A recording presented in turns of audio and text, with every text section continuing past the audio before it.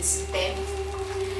Тези шамани, шарлатани, издигнали много мъртви души до нивото на ходещи лабиринти. Едно притихнало върху съндъка с реликви човешко блато, което внимателно го слушаше.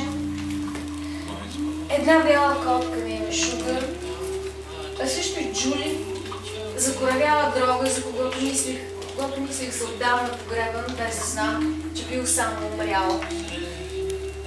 Аз разглеждах безръките и безкраки дрипи по закачалките и си замислих без дъща за монаха Грегор Мендел и за живота на монасите изобщо. По-точно за това как ефектът от строгия пост и лишение бил същия като от ЛСД и мескалина. Погледът ми шареше безцелно по флаери, фланелки, по надписи, щампи, плети, постери, стикери, празни бутилки бира, пирсинги, обици, фалшиви томове Шекспир, които след отваряне се превръщаха в бебелници. Докато накрая открих каквото ми трябваше. Шал, почти жълт, но всъщност оранжев, с малка дупка от изгорено, който се разгръщаше пред мен като залез. Платих и излязох. Тръгнах без да бързам под небе от вечерен карамел и похапвайки бисквити с крайно сирене, зяпах разсеяно главите. Мястото на срещата бе военният клуб.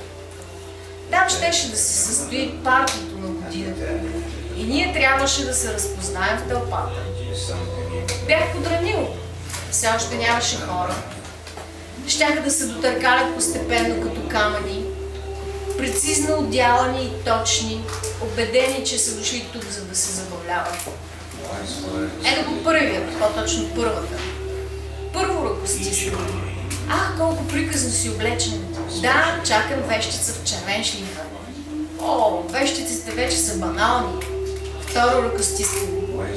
Меломан, свет панталон, барета стили, пери и очи замъглени от марокански хашиш.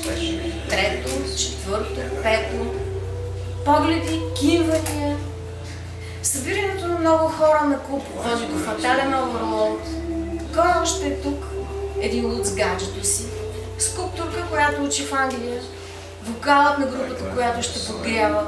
Екс-бърбаристът на анимационерите. Един гигант, който не ме забеляза първо, понеже се издигаше като лук нагоре, а после ме попита, чакаш ли някого? Да, каза. А той, аз пък не мога да запомня никого, затова винаги се запознавам с нови. Този миг я видях. Знах ли веднага, въпреки че бе нарушила уговорката. И вместо с червен шлифър се появи в лила. По най-прозрачния кашнир на света, тя хладнокръвно показваше гърдите си, обръщаше към мен перфектния си профил на хрътка, но в аз някак не го вярваше.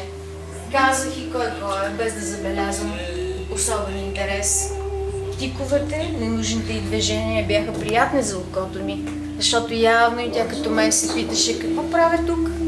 Бяхме две чудовища насред стотиците, преструващи се на такива. Тогава тя докосна шала ми с пръсти като лесни куприна. Сякаш необходимостта да го направи я оплаши. Сърдното хукна да си вземе нещо за пиене, само за да даде